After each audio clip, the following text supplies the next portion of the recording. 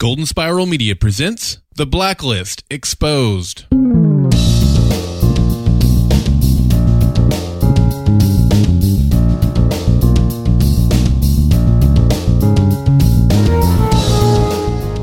No Blacklist this week, so we have a special treat for all of you. Welcome to the award-winning The Blacklist Exposed podcast. I'm Agent Troy Heinrichs.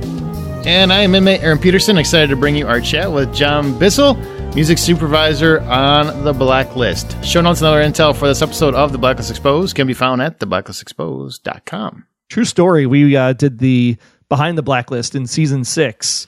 Before the season started, we were out there in Los Angeles, and we happened to be taping our segment the same day that John Bissell was taping his segment. And unfortunately, we did not get to meet him in person. So we said, hey, let's have him on the show and do an interview and talk about music, because we talk about music every single week. And this is really where we should cue some ominous music. Maybe some Mongolian throat singing.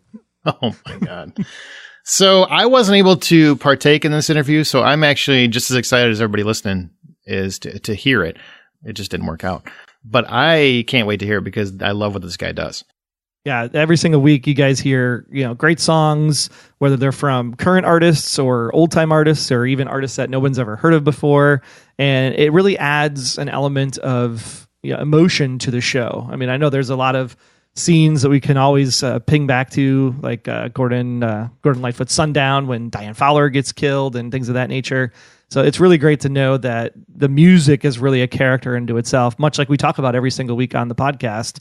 And again, you can find the great playlists of music that John has come up with over the years over at our website, theblacklistexposed.com.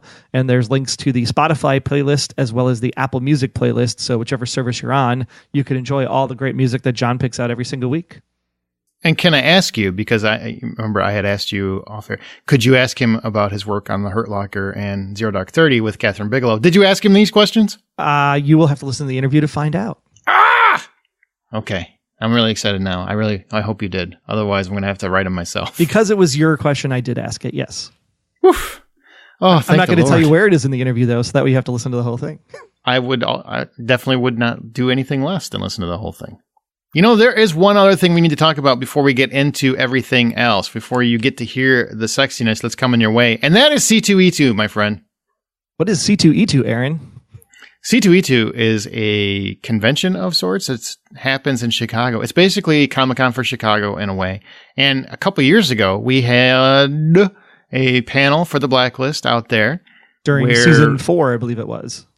Where we had Mr. Kaplan, we had Aram, we had John Bokenkamp himself, and they came out there. And Harry Lennox Cooper was supposed to come, but unfortunately he had some issues and he couldn't make it. So this year, we're getting the band back together. We are right now slated at this moment, because obviously schedules and things do change depending on projects that come up. But as it stands right now, we're going to have John Bokenkamp. We're going to have Amir Arison. Harry Lennox, Chicago is his hometown, so it'll be a good homecoming for Mr. Harry Lennox. We're also going to have Dembe, Mr. Hisham Tafweek, and Clark Middleton. That's right. Glenn himself will be in the house at C2E2, hanging out with all of us for an hour. It's like having all of Red's merry band of misfits in one location where we can ask them anything we want. Anything you want to ask them, you can ask them if you show up at that panel. So please, please, please make your plans to come out. When is it going to be, Troy? It is going to be March 23rd. I believe we are at 1:30 in the afternoon up in the 4th floor rooms. What you want to do is go over to C2E2. That's like C Charlie, E as in Edward. 2 is the number, c2e2.com, and then click at the top left. There's badges. You want to buy your badge in advance, because if you buy your badge in advance, there's a small discount. You can buy one for just the day, for Saturday, or you can go ahead and buy one for the whole weekend, because C2E2 has there's a Clueless reunion panel that's going to be happening. There are these guys that were named Daniel LaRusso and Johnny from the Karate Kid. Yes, Cobra Kai is going to have a panel there, which is also produced by Sony. So you're not going to want to miss this weekend. It's a lot of fun. And I will tell you that Troy and I will be at the Blacklist panel. So definitely come check that out. That we're going to be part of it. So we want the Blacklist Exposed audience to represent. Get out there, buy your tickets, find a way, come see it. It was a blast last time. It's going to be a great time this time. You never know if it's ever going to happen again, so you don't want to miss the opportunity to see your favorite actors and to ask them any Blacklist question you want. And also, I'm gonna be doing the Karate Kid one too, the Cobra Kai, the next day. So come check that out as well. What? Yeah, that is so awesome. That's so cool. That's the rumor. I will sweep a leg at some point. I promise. That's my deal. I have to sweep someone's leg.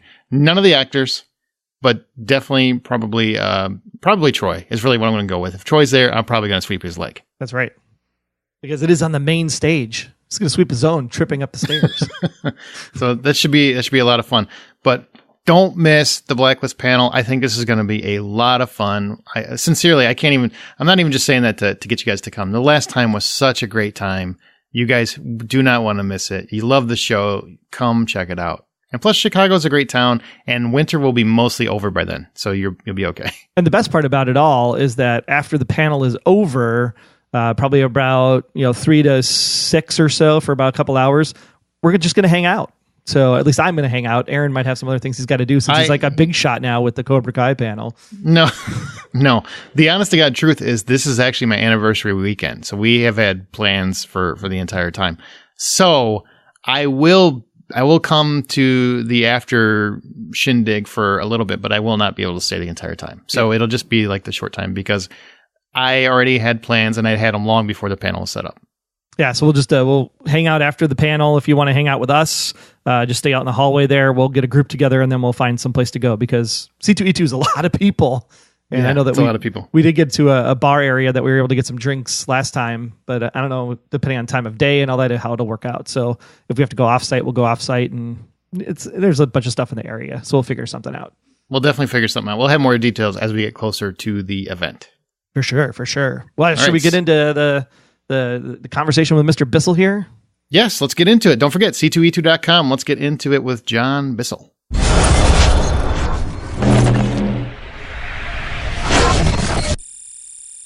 All right, well, we're here with John Bissell today, music supervisor on the Blacklist. This is an interview that's near and dear to mine and Aaron's hearts. As you guys all know, listening to the podcast week over week, we always feature the music in our characters section because music is definitely something that brings the show to life. And super happy to have John here with us today. John, I guess first question out of the gate, why music as a career? Why did you just wake up one morning and go, man, picking songs for TV shows, that sounds awesome. Let's do that. Now you're putting me in sort of a Admiral Stockdale position there. It's like, 92 vice presidential debate. But I don't know. I've always been really passionate about music.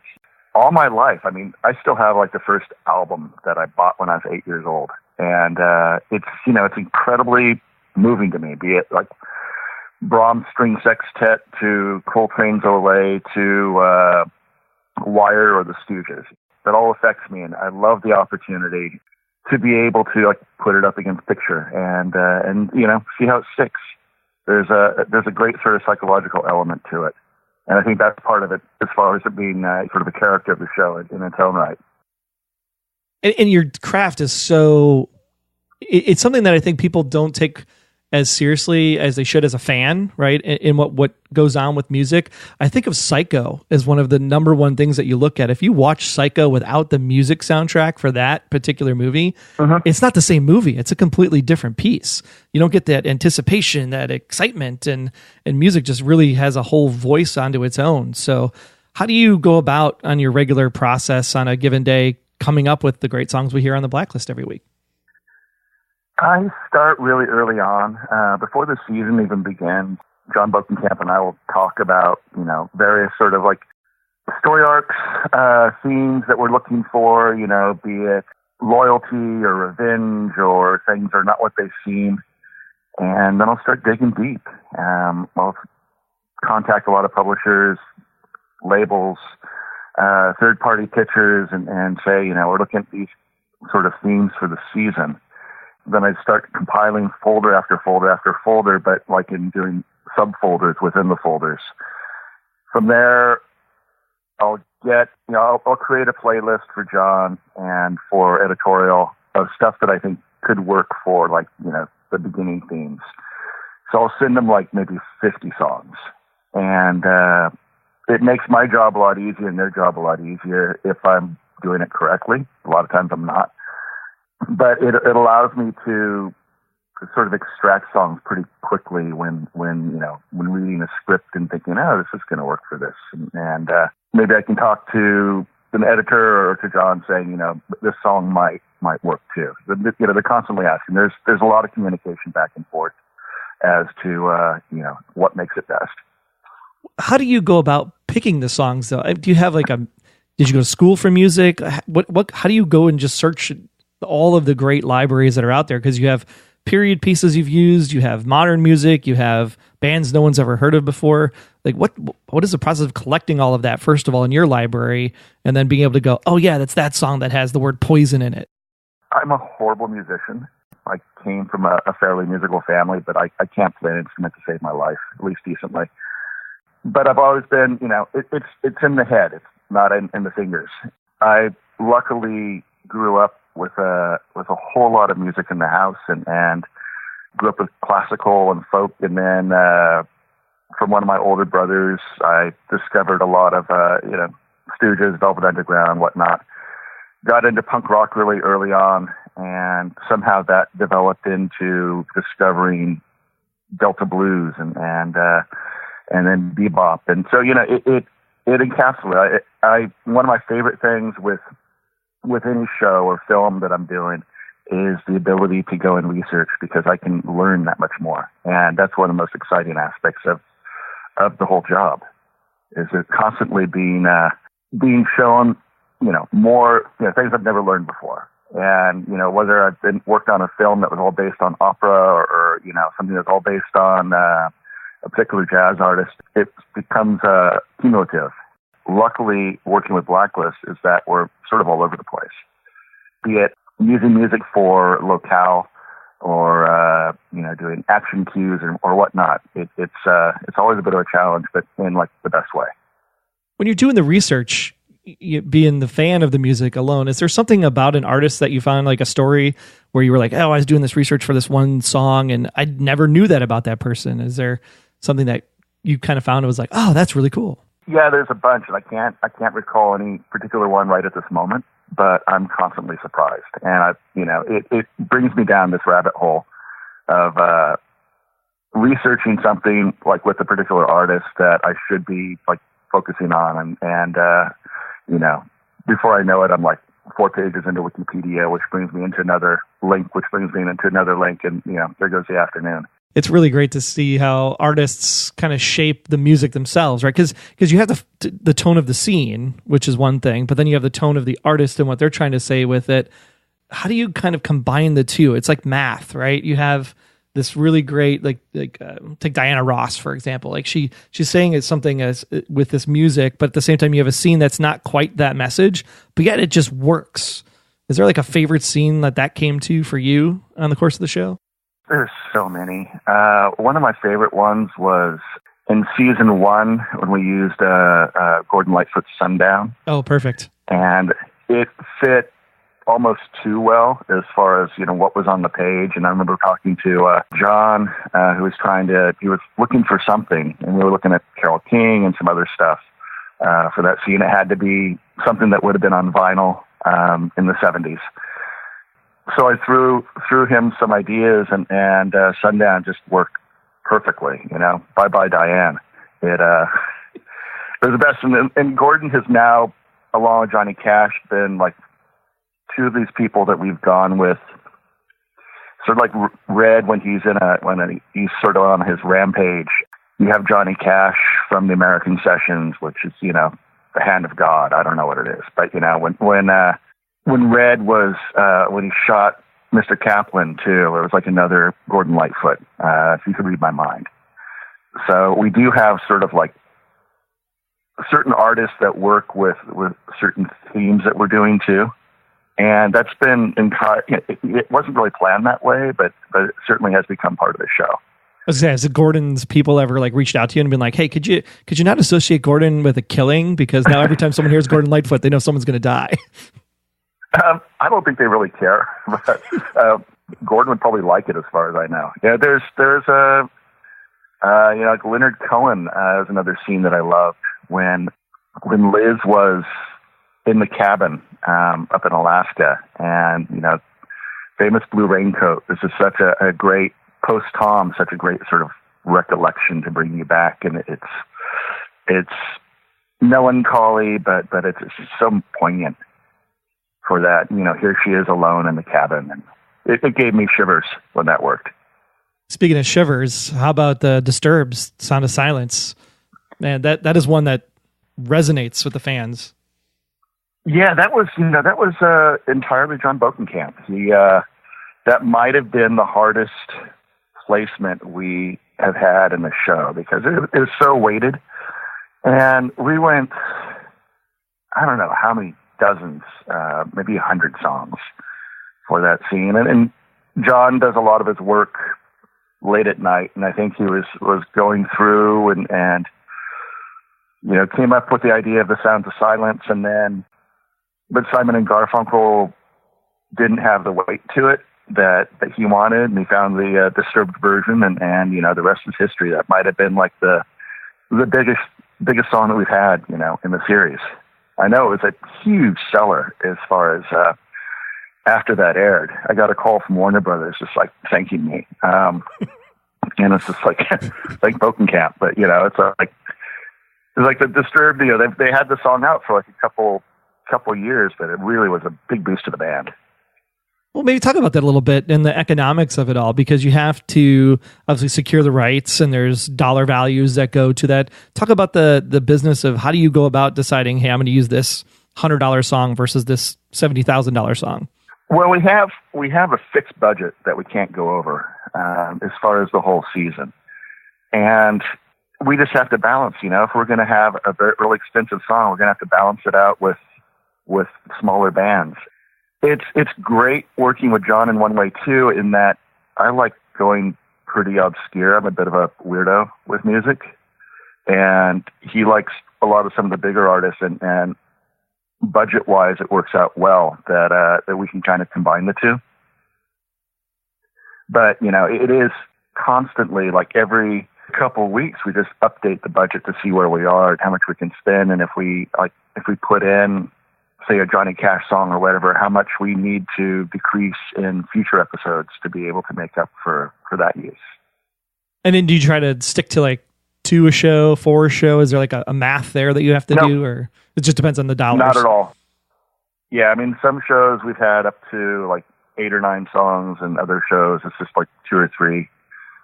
Sometimes it's, for smaller sort of scenes that are taking place in different locales, or if there's a party or whatever, we'll be using library music. And we have so much good library music out there right now today, where it's such a big help. And there's also a lot of people that have been able to dig up all these older sort of obscure artists that have kind of been lost to history, and they've found these artists that have the same sound of like Motown and whatnot. They're all part of that same time, but we can get them at a good price.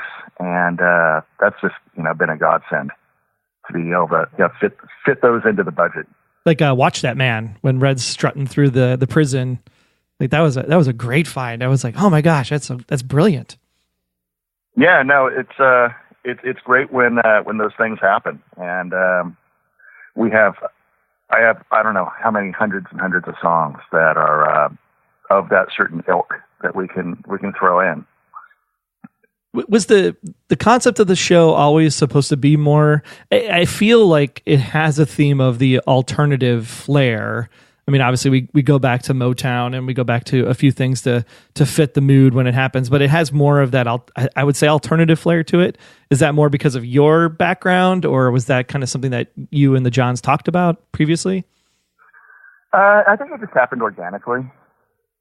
And part of it is, it might have more of an alternative flair, but I like to keep things off balance. I don't like using songs that have been used over and over again.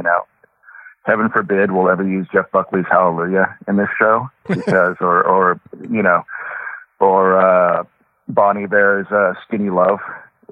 Things that have just been so overused. And the Johns know how adamantly I am against that. But it is, it's nice to be able to use things that are tried and true and comfortable but haven't been overused, and then balance that out with, like, where did this come from? So would you say that I know you used No Roots, was Alice Merton in the Ruin episode? I mean, that was kind of popular at the time. Was that one of those that kind of went against your, hey, maybe we shouldn't use this, or we should use this because it fit, or was that just John overriding, or? No. I mean, that was John's idea, but it just worked so well for the scene, and it hasn't really been completely overused. So that all worked out great. There's just certain songs that seem like they're almost in every TV show. Those are what we kind of try to avoid. And you did a pretty good job using original music from the original artists. I know a lot of shows will try to save on budget by doing the covers. Is there any particular cover band that you're more keen to, that you like to use because they sound more like the original?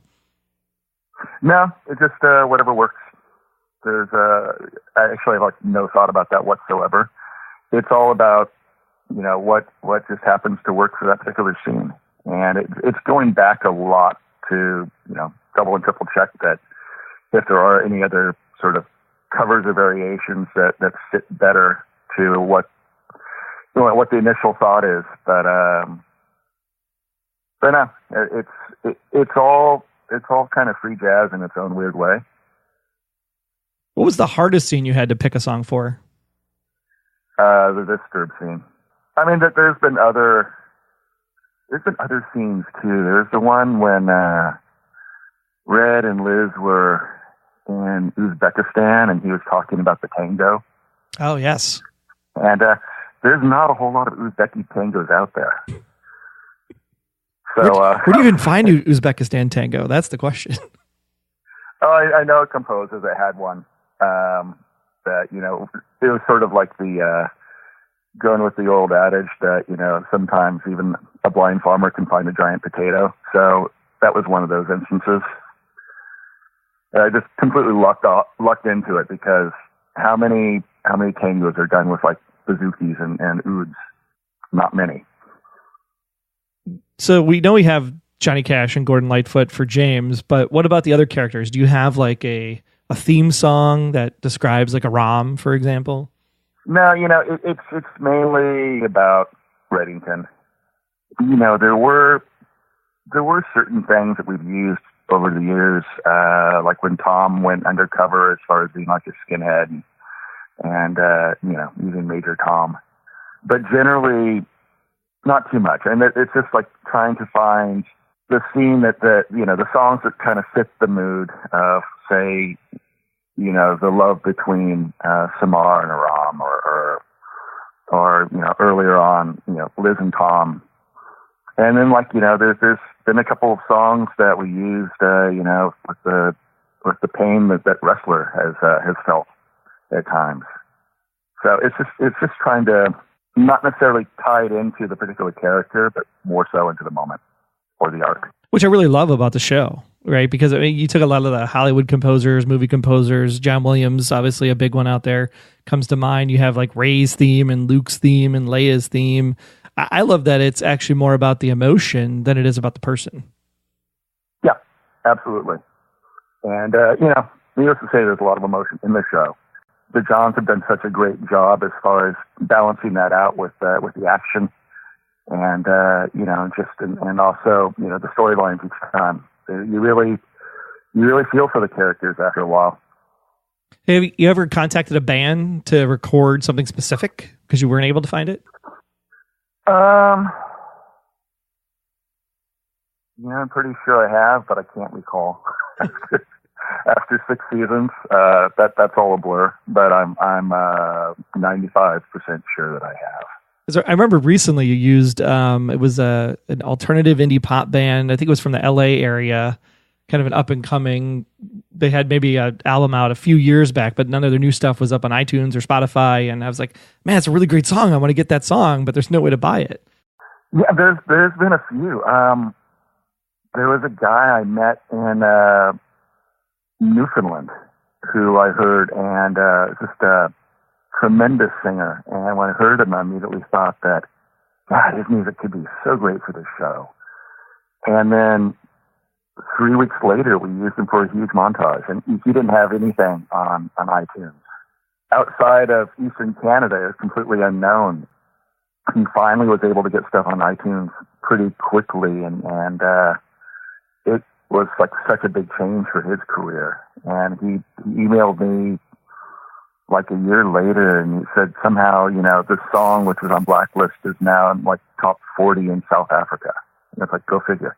And I think that's a testament to the show, right? Because it's such an international audience that's watching the exploits every single week. So that has to do a lot for your career too, because then obviously your name gets out there as the guy behind all these great songs. Is there anything that you're working on lately besides the Blacklist that's kind of sprouted up from all this 6 years worth of hard work? No, I mean, the films and other shows I'm doing, they're sort of in their own particular sphere.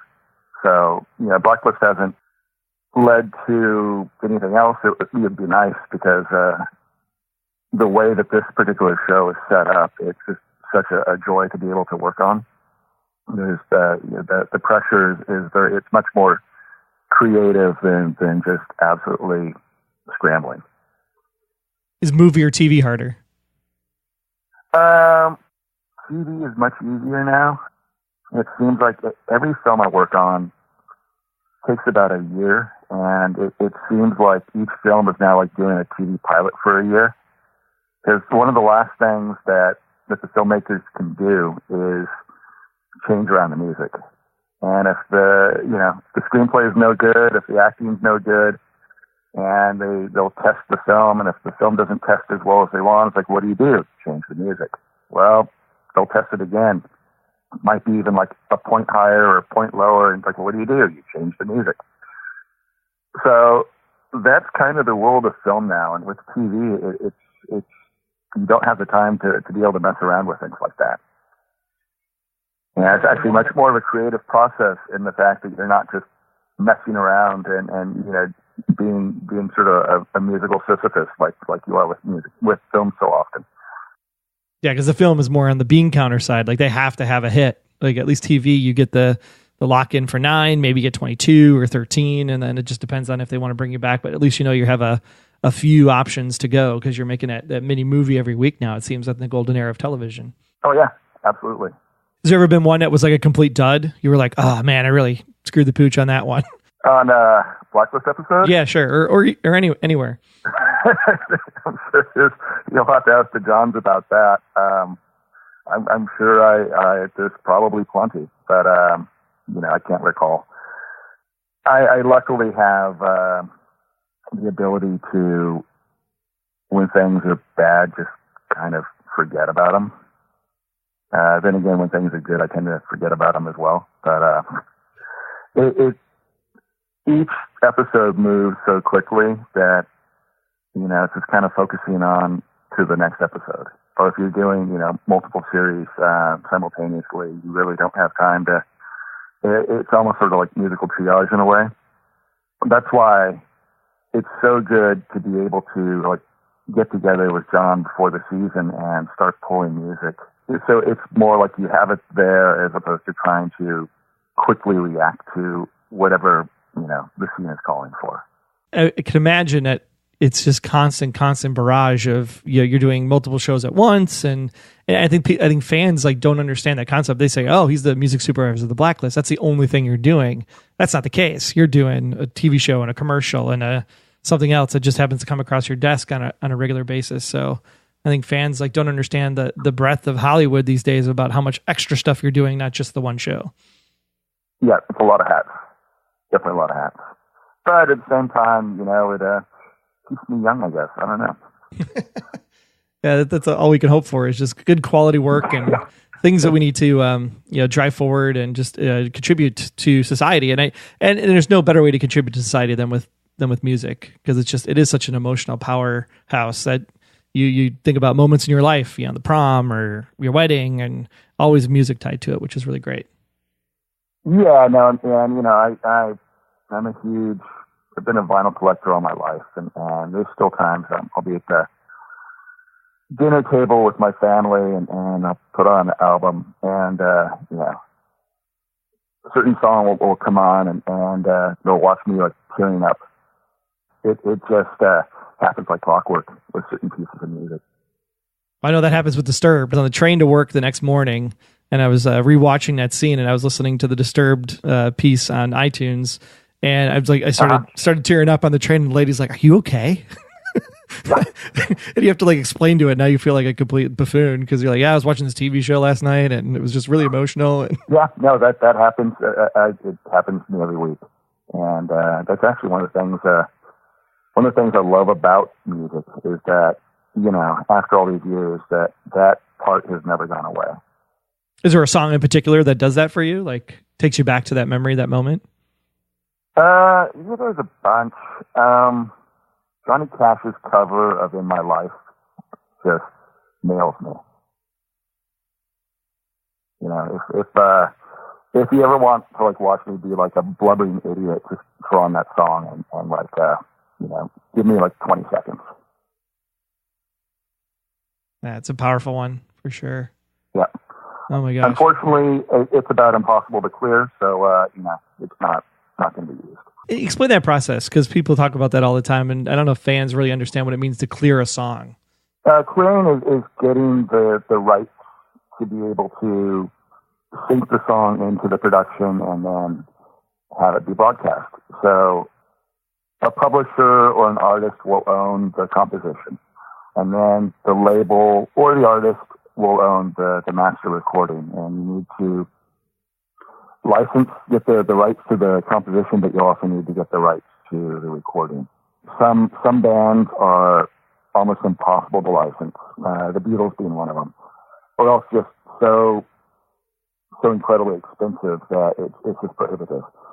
It's kind of like working out the balance. Usually the master and the publishing equal out, but if there's a big standard that a small artist is singing, you're not going to pay the small artist the same that you're paying for the composition of the standard. Or if it's, say, Frank Sinatra singing an unknown song, it's the same thing. You're going to be paying a huge amount for Sinatra, but not much for that particular composition.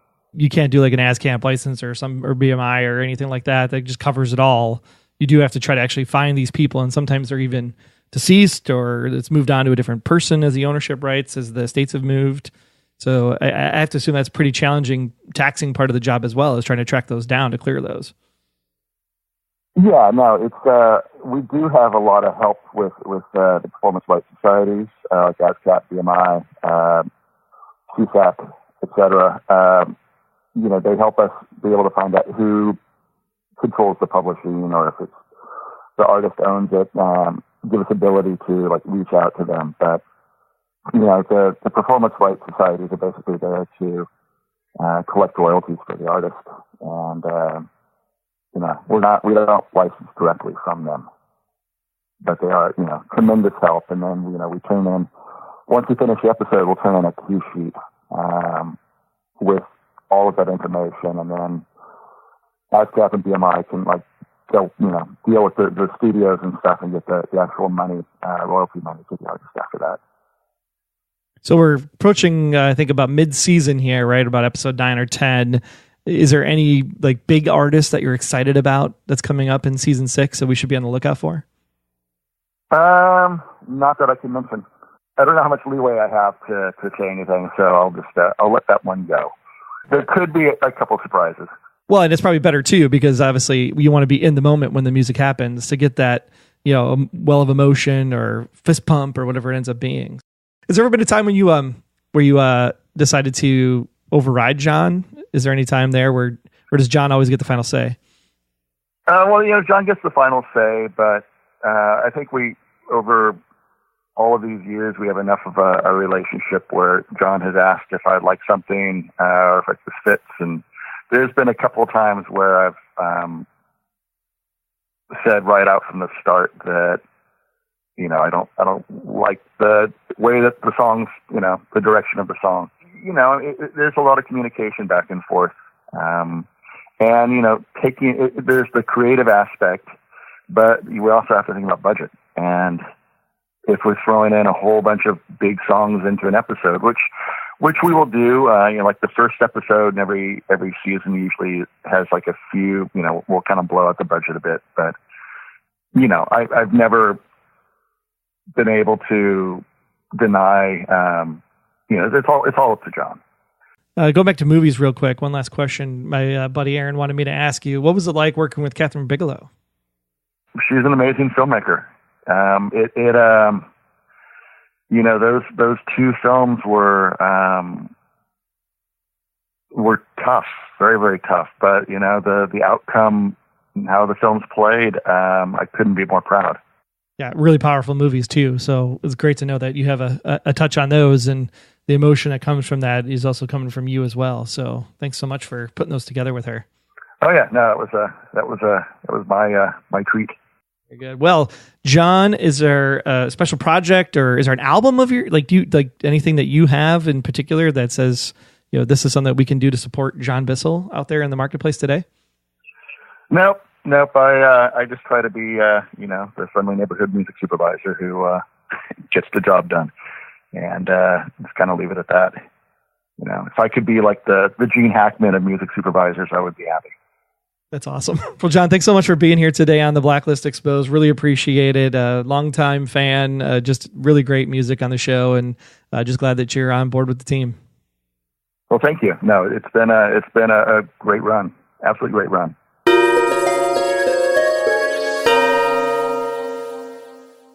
All right, so cool to have John on this week, and it was even cooler for those of you that support the show at a $5 or higher plan on patreon.com/theblacklistgsm, because you got to see the show early, or hear it. I don't know if you saw it, but you get to visualize it with your mind. Exactly. Visualize it on Patreon so that they can see the cool posts and all the stuff that you talked about.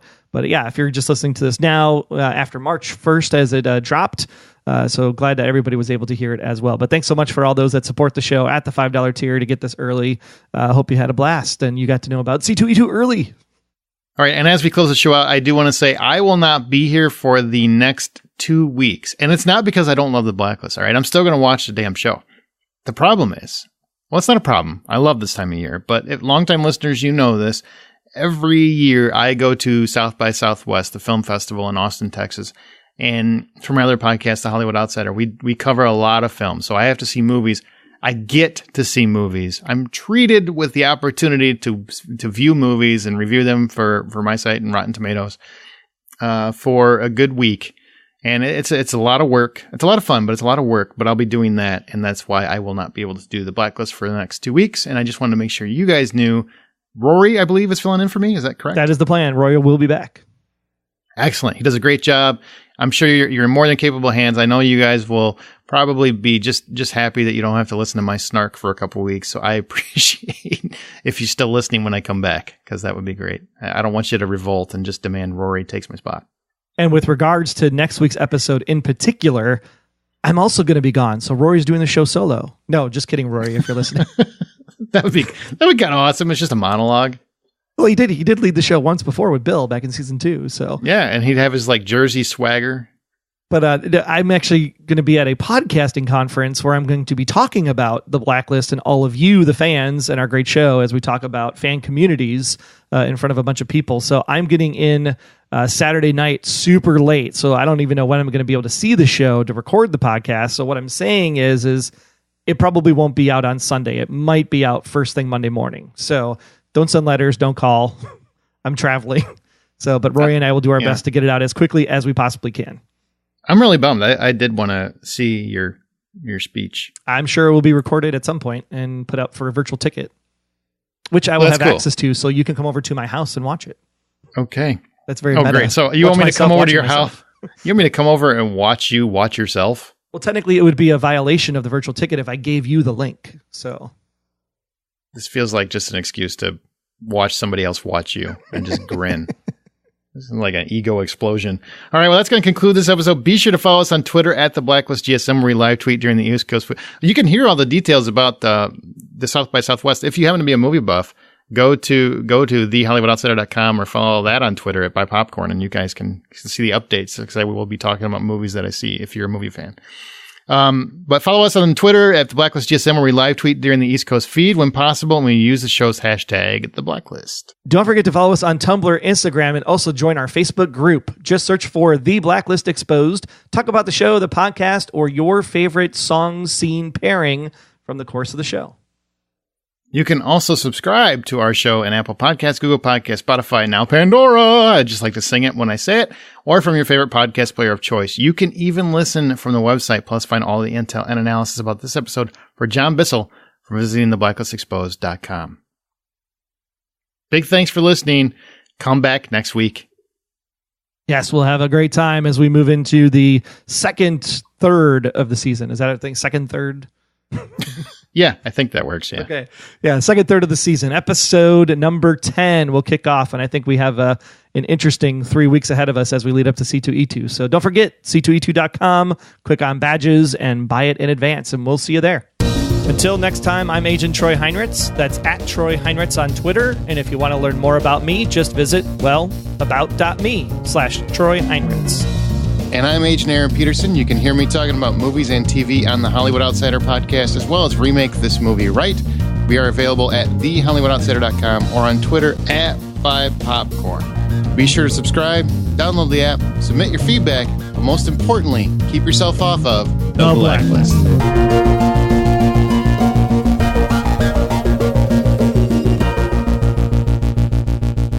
The Blacklist Exposed is a Golden Spiral Media production. Find more of our great podcasts at goldenspiralmedia.com/podcasts.